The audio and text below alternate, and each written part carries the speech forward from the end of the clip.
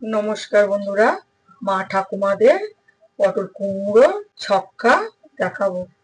চলো দেখা যাক। প্রথমে কড়া বসিয়ে দিয়েছিলাম, কড়াটা গরম হয়ে গেছে, তেলটা দিয়ে দিয়েছি। তেলটা গরম হয়ে গেছে, পটলগুলো দিয়ে দিচ্ছি। নুন দিয়ে দিলাম, হলুদ দিয়ে দিলাম। পটলগুলো ভালো করে লাল লাল করে ভেজে নেবো। পটলগুলো লাল লাল করে ভাজা হয়ে গেছে, তুলে নিচ্ছি।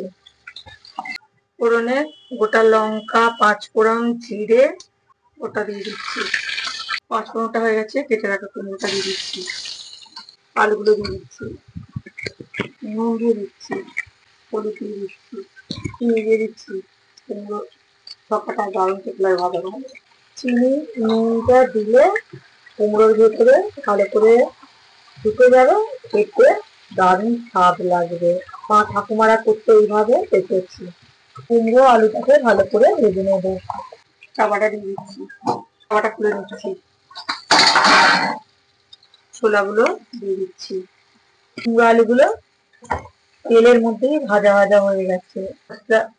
মশলাটা আমি বানিয়ে রেখেছিলাম, জিরে, আদা, রসুন, কাশ্মীরি লঙ্কা, গুঁড়ো লঙ্কা, ধনে গুঁড়ো না, পেস্টটা দিয়ে দিচ্ছি। এটা ভালো করে কষিয়ে নেব। ভালো করে কষানো হয়ে গেছে, এবারে জল দিয়ে দিচ্ছি। ঠিক আছে, পটলগুলো দিয়ে দিলাম। মা ঠাকুমাদের কুমড়ো ছক্কাটা ভালো লাগলে লাইক, কমেন্ট, শেয়ার, ফলো ও সাবস্ক্রাইব করে দেবেন। এটা দারুণ স্বাদ, খেতে এতটাই ভালো, বাড়িতে বানিয়ে দেখবেন, বলবেন যে কি খেলাম। ভাত, রুটি, লুচি, পরোটা সবের সাথেই ভালো লাগবে। একেবারে নিরামিষি।